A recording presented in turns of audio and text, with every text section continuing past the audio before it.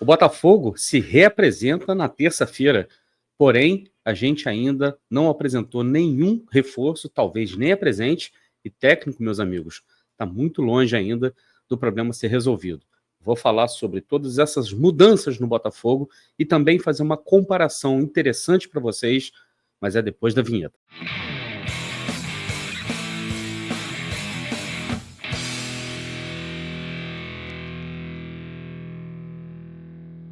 Olá, eu sou Társilo Delfim, o Caboclo, estou trazendo mais um conteúdo aqui para vocês no canal do Caboclo. Para você que ainda não conhece meu trabalho, peço para vocês que deixe seu like, se inscreva no canal e acione o sininho para receber as notificações de conteúdos novos no canal do Caboclo. Seja membro helenos e helenas do canal do Caboclo por apenas R$ 4,99. É isso mesmo que você ouviu. Por apenas R$ 4,99 você se torna membro do canal do Caboclo e recebe em primeira mão conteúdos como esse aqui que você está vendo agora, que o pessoal que já é membro do canal já assistiu e você que ainda não é membro só está vendo agora. Então não perca tempo, clica nesse botãozinho aí embaixo, que está escrito aí embaixo do vídeo, seja membro, e torne-se membro agora do canal do Caboclo, membro helenos e helenas do canal do Caboclo por apenas R$ 4,99. Se você também quiser contribuir com o crescimento do canal cada vez mais, você também pode mandar um Pix para canaldocaboclo@gmail.com. Aquele pessoal assim, não tenho cartão de crédito, como é que eu faço para contribuir? Eu gostaria muito de contribuir, mas não posso. Com Pix você pode. Então, anota aí, canaldocaboclo@gmail.com. Apresentação do Botafogo marcada para terça-feira. Provavelmente todos os jogadores do Botafogo, pelo menos aqueles que ainda estão sob contrato, né, se reapresentando, e o Botafogo, obviamente, ainda não vai apresentar nenhum dos seus reforços agora nessa terça-feira. Então já suscita aquele debate, o Botafogo está atrasado com o planejamento, não está? Eu quero saber a sua opinião, se você acha que o Botafogo está atrasado com o planejamento ou não, planejamento para 2025. Primeiro, para a gente responder essa pergunta, é necessário a gente entender quais são as prioridades do Botafogo para o ano de 2025. Campeonato Carioca, está muito claro para todo mundo que o Campeonato Carioca não tem mais peso nenhum no calendário dos clubes hoje em dia, e mais do que isso, né? O calendário do Campeonato Carioca, na verdade, ele atrapalha o calendário dos clubes, então você pode ver que o Botafogo está priorizando tudo, até mais a Copinha do que o próprio Campeonato Carioca, que vai servir, na minha opinião, para uma coisa apenas, que eu vou falar mais lá para o final do vídeo. Agora, o Botafogo vai se representar, e a gente sabe que a gente teve muitos jogadores saindo. Eu vou colocar aqui na tela para vocês quais foram todos os jogadores do Botafogo que saíram, quais foram as grandes transformações do elenco do Botafogo. Você tinha aqui como base, né, principal aqui, esses dois times aqui que eu estou colocando. O time titular do Botafogo, o time que entrou na final do campeonato da Libertadores da América, era formado por John Vitinho Bastos Barbosa, Alex Telles, Gregory, Marlon Freitas, Savarino, Luiz Henrique, Almada e Igor Jesus. Esse aqui era o time principal, que a gente pode chamar de time base do Botafogo. E a gente tinha, né, como o time, digamos assim, reserva, né, o próprio Gatito. Eu coloquei o Rafael lá, mas o reserva era o Ponte, obviamente, né, reserva imediato, porque o Rafael teve a questão da contusão e nunca mais conseguiu voltar a jogar bola. Adrielson, Pablo, eu coloquei o Pablo aqui, mas poderia ter colocado também o Walter, tanto faz. Acho que não muda muita coisa aí. E o Marçal, né? Porque o Marçal aqui também, mas eu também poderia ter colocado o Cuiabano, e não me deu trabalho de colocar o Hugo, porque todo mundo sabe que o Hugo realmente caiu muito na preferência depois que o nível subiu bastante. Reservas aqui a gente tinha o Danilo, o Alan, né? Para o lugar do Gregory, e o Alan também para o lugar do Gregory, ou então também para o lugar do Marlon. Mas eu estou colocando aqui que o Botafogo perdeu praticamente um time inteiro reserva, né? Com a saída do Tietê, Romero, Eduardo, Tiquinho, o Matheus Martins está aqui, mas ele continua no Botafogo. Coloquei ele aqui só para ocupar a posição. E o Júnior Santos também, que é um jogador que a gente chama de 12º jogador, que até a contusão dele era o titular, inclusive era titular no lugar do próprio Igor Jesus. E depois disso a gente viu o Igor Jesus tomando conta da posição, fazendo muito gol, chegando na seleção brasileira. Júnior Santos se recuperando da contusão e dando pra gente o título, né, fazendo o gol que deu o título do campeonato mais importante da história do Botafogo. Então o que a gente pode dizer é o seguinte: nós perdemos Gatito, que é um goleiro, O Pablo volta para o Flamengo, Adrielson volta para o Lyon, Rafael se aposenta, Tietchan vai para o Vasco, Marçal está sem clube, mas não teve contrato renovado, Eduardo foi para o Cruzeiro, Tiquinho para o Santos, Romero foi também, não teve contrato renovado, não sei para onde está indo, e a gente continua com esses jogadores aqui. O Luiz Henrique sai do Botafogo, já é definido, né, que o Luiz Henrique sai, a gente só não sabe aonde o Luiz Henrique vai jogar. As chances de jogar na Premier League são maiores, né, mas também tem a Fiorentina, então já vamos tirar o Luiz Henrique aqui. Almada, né, também está vivendo uma situação onde ele ainda não pode ser inscrito pelo Lyon, mas segundo o Textor será. Agora tem que ver como é que vai ficar essa situação depois que o Textor saiu atirando para cima dos órgãos reguladores lá da França. Mas Almada é fato. Eu vou deixar até o Almada aqui no cantinho, porque vai que eles não conseguem inscrever o Almada e o Almada acaba voltando para o Brasil para ficar no Botafogo. Assim, eu acho que não vai acontecer, eu não estou querendo alimentar nenhuma esperança, não tenho nenhuma informação com relação a isso, mas vai que aconteça, né? E eu vou colocar aqui esses 6 jogadores que o Botafogo está especulando. Com a saída do Luiz Henrique e Almada, que eram os titulares, eu vou colocar por hora apenas Matheus Martins e Júnior Santos aqui no Botafogo, tá? O que a gente tem nesse momento? E o Hugo também foi para o Vitória, o Hugo tá fora, tá? Eu vou manter o Walter por enquanto aqui, embora a gente saiba que o Walter não faça parte dos planos do Botafogo, pelo menos até onde a gente sabe. Eu vou manter o Walter aqui por enquanto, porque ele ainda não teve confirmada a saída dele do Botafogo. Mas o Botafogo negocia com o Léo Link e parece que as chances do Botafogo realmente contratar o Léo Link são muito grandes, faltando apenas a formalização do negócio. Até que o negócio formalize, a gente considera aqui como especulação. E eu vou colocar os 6 jogadores especulados do Botafogo aqui no campinho. A gente tem o Bitelo, né, que joga nessa faixa de campo aqui. Agora, atenção com o Bitelo, porque eu vou falar sobre ele daqui a pouco. O David Ricardo, né, que é um zagueiro que está sendo negociado junto ao Ceará. A gente não tem ouvido mais o Botafogo falar, ou a gente não tem visto mais notícias vazando com relação ao David Ricardo. O Jair, que entrou na negociação com o Santos, e o Botafogo está realmente para anunciá-lo. Ele está servindo na seleção sub-20 nesse momento, mas está lá, já praticamente encaminhado com o Botafogo. O Cúcio, né, que é um centroavante que joga no Columbus Crew da MLS, e que o Botafogo também abriu negociação com o clube dele. E o Marlon Gomes, né, que é o meia, que joga justamente na função que o Marlon Freitas joga, né, e que pertence ao Shakhtar, que o Botafogo gosta muito do jogador, já teve uma proposta recusada, mas vai voltar a negociar. Desses 6 jogadores aqui, tá, se a gente fosse complementar esse time, eu colocaria o Cuiabano na esquerda, o Ponte, obviamente, na direita, e a gente vai precisar aqui colocar o Matheus Martins, que está no time principal aqui. A gente ainda tem mais alguns jogadores aqui, a gente pode colocar, dependendo, né, da preferência do próximo técnico, ou o Danilo ou o Alan.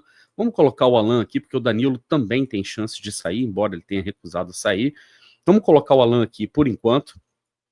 E a gente tem também, vou colocar aqui por enquanto também, o Carlos Alberto, né? E aí, por uma questão aqui de posicionamento, até de faltar jogadores, né, para a gente poder colocar, eu vou colocar o Cauê, que está servindo o Botafogo nesse momento com o time, com o time que está disputando o Campeonato Carioca, que é formado basicamente pelos jogadores do Sub-23, que disputaram o campeonato de aspirantes, né? Então vou mantê-lo aqui no time. E aí, quando você olha, a gente tem, na verdade, esses 4 jogadores aqui, de novo, colocando aqui que Danilo e Alter são jogadores que estão muito cotados para sair. E aí a gente teria aqui ainda Matheus Nascimento, calma, não precisa ficar bravo comigo, e o goleiro Raul. Então, basicamente, se o Botafogo realmente trouxer os 6 jogadores, né, os 6 reforços que vêm sendo mais comentados, né, não sei se existe algum tipo de situação, algum tipo de negociação rolando com algum jogador que a gente não saiba, né?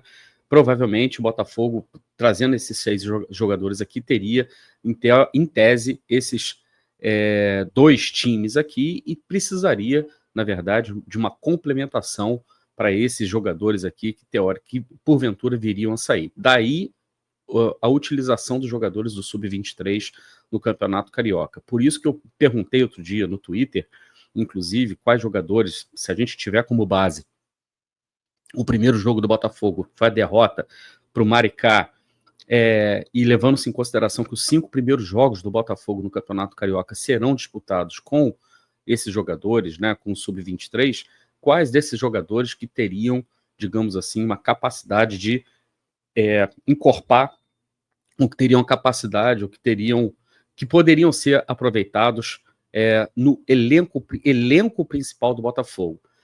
Daqueles jogadores que já estão disputando lá, a gente já tem o Raul, o Matheus Nascimento, a gente tem o Carlos Alberto, que eu já tive que colocar aqui, a gente tem também o Cauê, né, que também está disputando, que eu vou colocar aqui, a gente tem o Yarlen, tem o Newton, né, tem outros jogadores que estão surgindo também no Sub-23 do Botafogo. Ou seja, o Campeonato Carioca, pelo menos essas 5 primeiras rodadas, na minha opinião, vão servir para que o Botafogo pince ali pelo menos uns 6 jogadores, 6, tá? Algo em torno de 6 jogadores para compor o elenco principal. Por que 6? Por que esse número mágico de 6? Porque está mais ou menos em linha com a quantidade de jogadores que o Botafogo perdeu. Então seriam esses 6 incorporados do time que vai disputar as 5 primeiras rodadas do Campeonato Carioca, mais 6 contratações. Se não for mais de 6, né? Porque pelo menos os nomes que estão sendo ventilados mais forte nesse momento no Botafogo são esses aqui.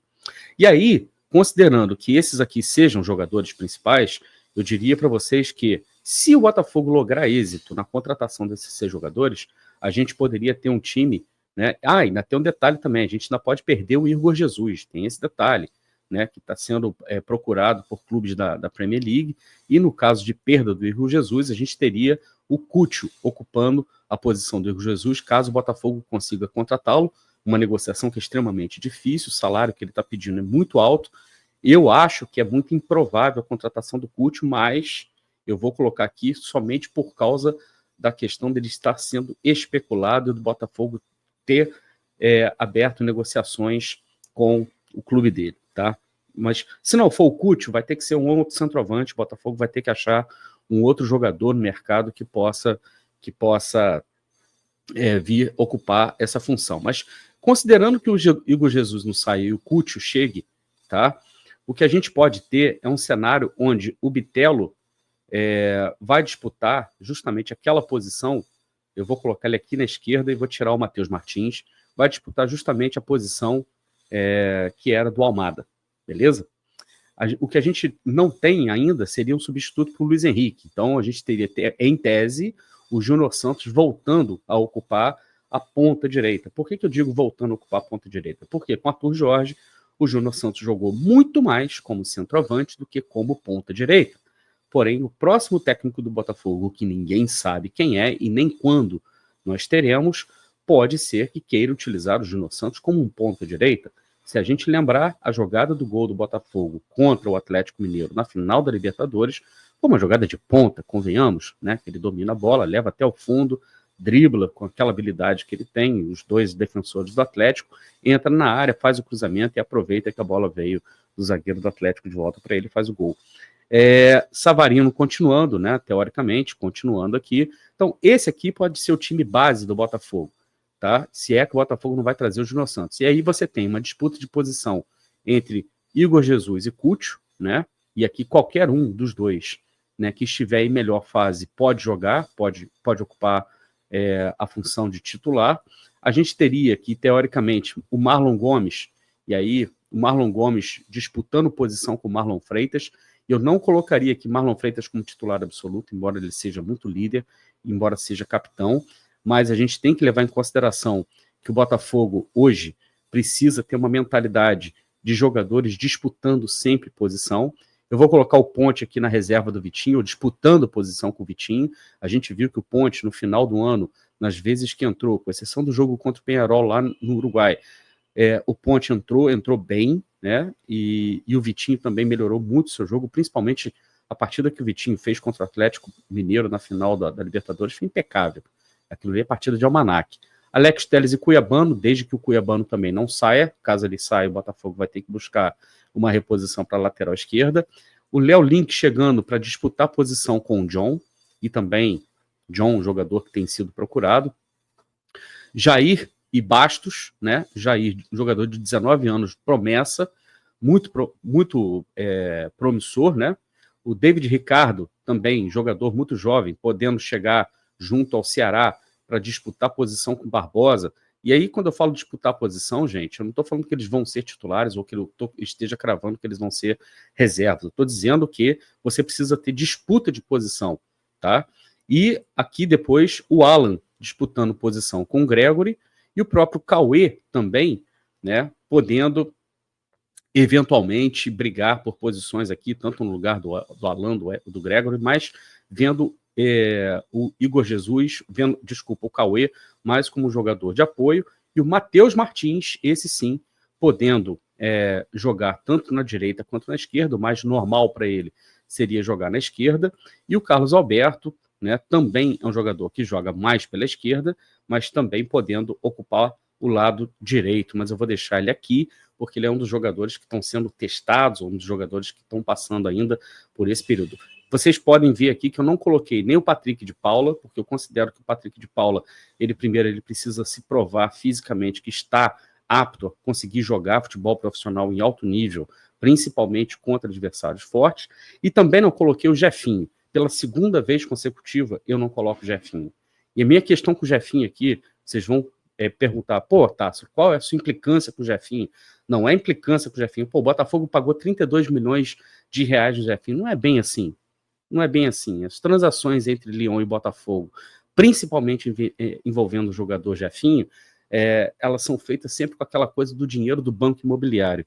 Né? É só uma questão contábil. Entra na contabilidade aqui, joga na contabilidade de lá, joga para o balanço de cá. Todo mundo sabe que o Lyon precisa de dinheiro. O Jefinho está aqui, ele não vai conseguir voltar mais para a França, não tem como mais ser aproveitado na França. Existem questões do Jefinho que vão muito além da questão física e que a gente precisa encarar de frente. O Jefinho precisa entender que ele tem que tomar uma decisão na vida dele. Ou ele vai ser um jogador profissional, um atleta profissional, ou então ele simplesmente vai ter a carreira dele abreviada, como muitos outros jogadores que a gente viu aí ao longo dos tempos. A questão extracampo do Jefinho pesa muito e pesa. Tá? Então ele tem que se decidir se ele vai ser realmente jogador profissional de futebol, atleta profissional de futebol, ou se ele vai ser somente um jogador de futebol que vai estragar sua carreira e vai acabar jogando em time de segunda divisão, e olha lá. Então, teoricamente, o elenco do Botafogo, que se apresenta para o ano de 2025, se apresenta mais ou menos dessa forma aqui, que vocês estão vendo, que eu estou arrumando aqui, pelo menos os jogadores que teriam, em tese, né, mais chances de disputarem posição, e os jogadores do elenco que são jogadores mais de apoio de elenco mesmo, que eu estou colocando aqui: Raul, Matheus Nascimento, Cauê, Carlos Alberto, por enquanto PK, que eu não coloquei aqui, né, PK e Jefinho, que também podem ser, complementando esses 4 aqui, os 6 jogadores que seriam teoricamente aproveitados da equipe Sub-23 que está disputando o Campeonato Carioca agora. Repito, Danilo e Alter têm a grande possibilidade de saírem do Botafogo, e é por isso que eu não estou encaixando nenhum dos dois aqui, tá? Mas caso eles fiquem, eles também seriam jogadores de rotatividade, jogadores que estariam dentro do elenco do Botafogo para, de repente, ocupar posições como a gente viu esses jogadores ocupando. Eu, particularmente, não me desfaria do Danilo, tá? Acho o Danilo, que mesmo que ele não tenha tido um segundo semestre bom, é um jogador versátil que pode ser tanto utilizado como meia e também pode ser utilizado como zagueiro.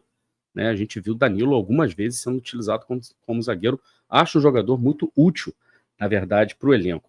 Agora, o que a gente não tem? A gente não tem um substituto para o Savarino. E a gente não tem um substituto para o Júnior Santos. Eu não considero que o Carlos Alberto seja, e também acredito que são jogadores que são muito importantes e que, se você perde esses jogadores hoje e você não tem um reserva que esteja ali imediatamente pronto para brigar por posição, né, com eles, a gente fica muito exposto, a gente fica muito vulnerável. Então, daí a gente entende que a política do Botafogo de contratar apenas 6 jogadores, ela é temerária. A gente precisaria pelo menos de 8 jogadores novos, e desses 8 jogadores novos, jogadores para brigarem por posição com Savarino e Júnior Santos. Tá? Então, isso aqui é fundamental o Botafogo endereçar o mais rápido possível.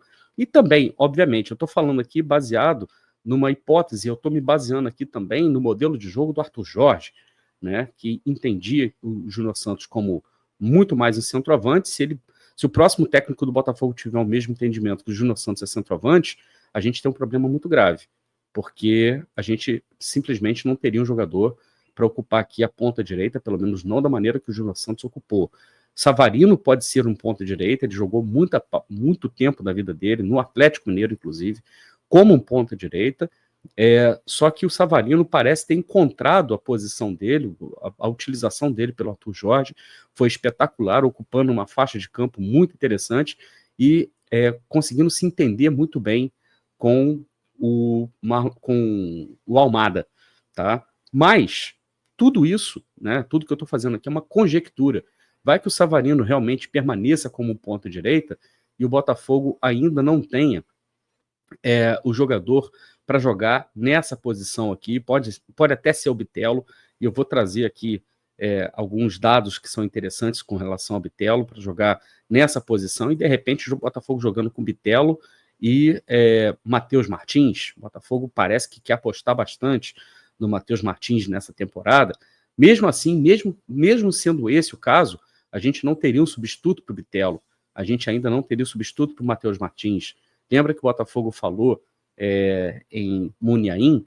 Pois é, a gente não ouviu mais falar em Muniain. A única coisa que eu sei é que está faltando gente aqui na frente para brigar por posição. A gente tem pouca gente, perdeu muita gente, e agora tem pouca gente aqui na frente. Né? Pelo menos a gente deveria ter 2 jogadores por posição para que a gente possa ficar tranquilo e possa ir tranquilo para as competições desse ano. Mas eu vou trazer para vocês aqui a perda de um jogador que foi muito importante, foi fundamental no Botafogo no ano de 2025, no ano de 2024, desculpa, e o que pode acarretar, né, a perda dele, como que a gente pode, de repente, suprir a ausência desse jogador. Eu estou falando, obviamente, aqui do Almada e a possibilidade que o Botafogo tem de substituir o Almada com o Bitelo. Muita gente achando que o Bitelo seria, teoricamente, o substituto natural do Almada, e eu vou mostrar para vocês aqui que sim, que pode ser sim o substituto natural do Almada, e na verdade, mais do que um substituto natural para o Almada, ele pode ser um upgrade para o Almada. Vou colocar na tela inteira aqui para mostrar para vocês. Eu vou comparar, obviamente, o Bitelo em 3 momentos distintos da carreira dele, e vou comparar com o Thiago Almada jogando pelo Botafogo, o ano de 2024 do Almada.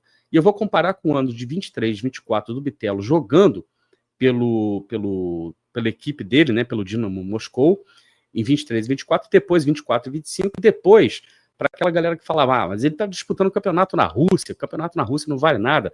E aí eu vou fazer um comparativo dele jogando no Brasil pelo Grêmio, quando ele estava aqui jogando, disputando o Brasileirão pelo Grêmio. Mas vamos lá. O Bitelo disputando o campeonato na Rússia, né? Ele teve em 23 e 24, ele teve a média dele do SofaScore, tá, gente? O Dinamo Moscou, então, o Bitelo hoje tem 25 anos, o Almada tem 23 anos ainda, o Bitelo é maior do que o Almada, fisicamente falando, ele tem 1,79 m, o Almada 1,71 m, o valor de mercado dele, você vê que o Almada vale muito mais, porque o Almada também é 2 anos mais jovem do que ele, né? Mas a média de pontuação do SofaScore do Bitelo foi de 7,5, enquanto o Almada foi 7,28.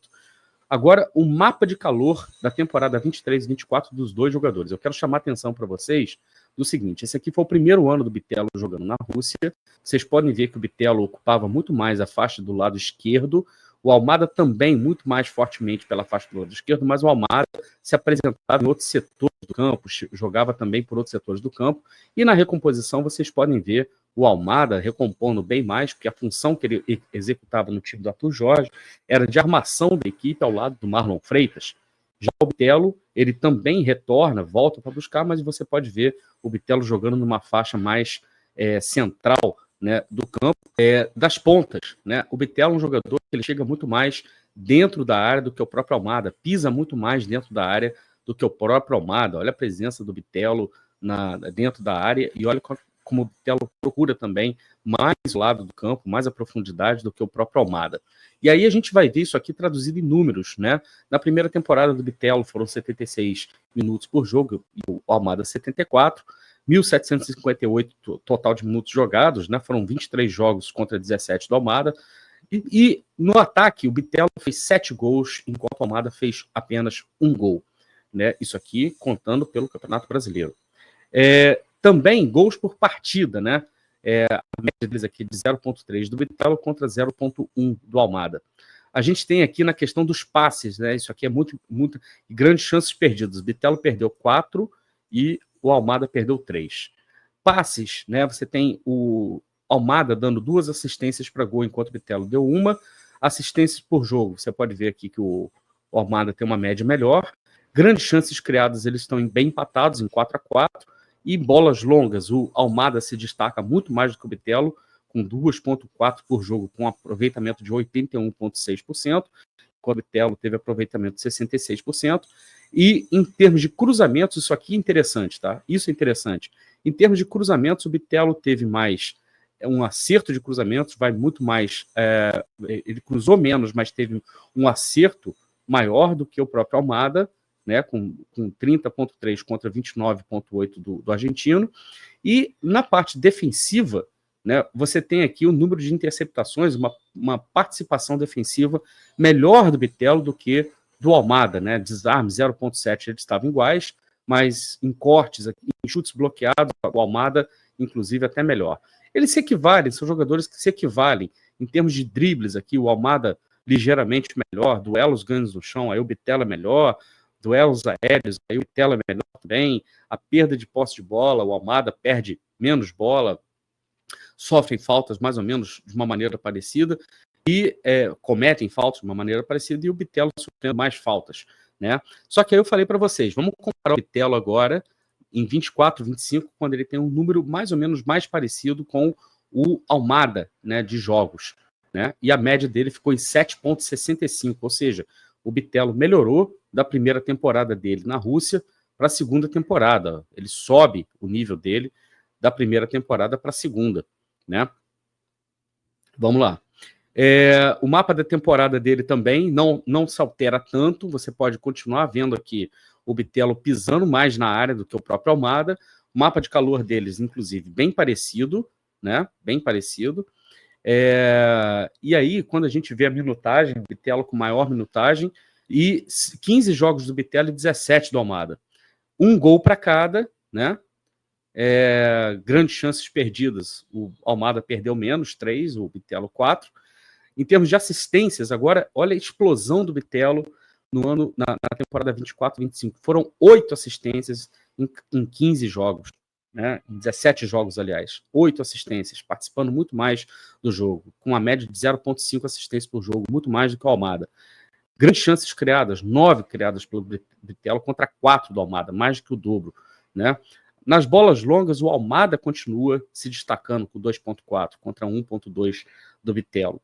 E os cruzamentos, aí sim, os cruzamentos, o Bitelo passa a aparecer muito mais do que o Almada, inclusive com aproveitamento de 38,5%, que é espetacular. Esse aproveitamento para cruzamento é espetacular. Defendendo, inclusive, a segunda temporada do Bitelo na Rússia, ele já foi muito melhor, ganhando praticamente todos os quesitos aqui em comparação ao Almada. E também nas questões de dribles, o Almada continua na frente, mas o Bitelo ganha mais duelos no chão, mais duelos pelo alto, porque contribui mais com a parte defensiva, tá? E se equivalem em termos de faltas, né? Em faltas cometidas, né? O Bitelo comete mais faltas, mas em termos de faltas sofridas passa a sofrer muito mais faltas, né? Agora, lembra que eu falei para vocês? Eu vou fazer uma comparação, obviamente, com aquilo que a gente conhece, que é o Campeonato Brasileiro. O Bitelo jogou no Brasil. O Bitelo sai do Brasil com uma nota boa, 7,8, pelo Grêmio, né? E aqui, olha que interessante. No Grêmio, o Bitelo jogava de uma maneira bem mais distribuída do que na Rússia. A gente viu que o mapa de calor do Bitelo na Rússia parece muito mais com esse do Almada, caindo muito mais pela esquerda. Mas no Grêmio, era um jogador que ocupava os dois lados do campo. Por isso que ele pode ocupar tanto a função do Almada quanto a função do Savarino. E, inclusive, até mesmo, se a gente for esticar um pouquinho mais a corda, a função do próprio Luiz Henrique. Daí, isso justificaria o Botafogo buscar mais um meia no mercado, como foi o caso do Munaim, porque você pode, de repente, ter o Bitelo, o Savarino e o Munaim jogando juntos ao mesmo tempo, já que o Bitelo é um jogador que recompõe bastante, que ajuda bastante na marcação, como ficou provado na última temporada dele no Campeonato Russo. E olha só também como o Bitelo é um jogador que, pelo Grêmio, contribuía demais com a recomposição, principalmente no setor defensivo, ocupando uma faixa de campo muito interessante, inclusive ajudando demais na recomposição, tanto do lado esquerdo quanto do lado direito. E aí a gente tem aqui 82 minutos por jogo, em média, para cada um, para o Bitelo e 74 para o Almada, e um total de minutos, uma minutagem muito maior do Bitelo, só que a diferença de jogos pequena, 19 jogos para 17. O Bitelo contribuiu com 4 gols pelo Grêmio, contra 1 do Almada, fazendo mais gols. O XG dele também era maior, de 3,63. E é interessante aqui as grandes chances perdidas. O Bitelo perdeu mais chances, 6-3 do Almada. Assistências aqui, o Bitelo era um jogador que ele contribuía bem menos com assistências do que o Almada.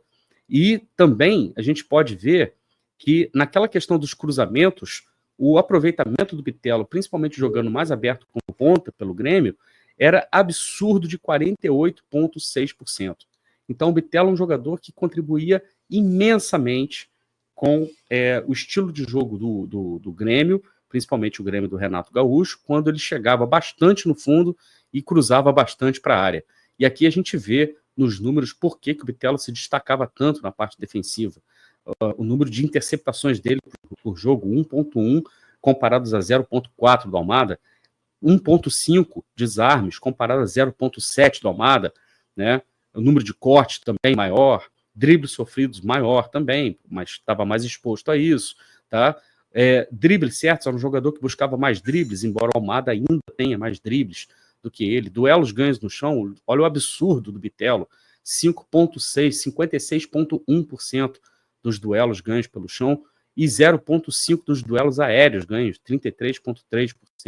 Tá? Perdia mais bola, obviamente, e sofria muito mais falta também, 2,9, porque jogava mais aberto pelos flancos, né, pelos lados do campo. Então a gente pode ver aqui, nesses números, que o Bitelo ele vem evoluindo bastante o seu futebol na Rússia. Ele deixa de ser um jogador que jogava muito aberto pelas pontas, como ele era aproveitado no Grêmio, embora também era aproveitado pelo meio, e passa a ser um jogador muito mais colaborativo, um jogador muito mais que participa da armação do jogo, jogando mais ou menos na faixa do Almada. Mas a diferença entre Almada e Bitelo, na minha opinião, é o fato do Bitelo contribuir mais com gols, ele chuta mais, pisa mais na área, e se você precisar também da versatilidade de aproveitar o Bitelo jogando mais pelas pontas e também no momento em que você precisa recompor, é um jogador que talvez te entregue mais do que Almada. Você perde no fato do Almada ser um jogador clássico de armação, um jogador que dividia com Marlon Freitas a tarefa de armar a equipe do Botafogo. E repito, por isso que o Botafogo provavelmente está interessado no Munaim, ou se interessou em algum momento pelo Munaim, e pode ser que o Botafogo ainda continue interessado em algum jogador que tenha as características parecidas do Munaim, para que o Botafogo possa fazer uma boa composição. De qualquer maneira, independente disso, o mais importante é que a gente só vai saber, né, como o Botafogo poderá aproveitar o Bitelo, primeiro, se o Botafogo realmente contratá-lo. Segundo, quando a gente tiver um técnico para chamar de nosso, que a gente possa saber o que se passa na cabeça desse técnico.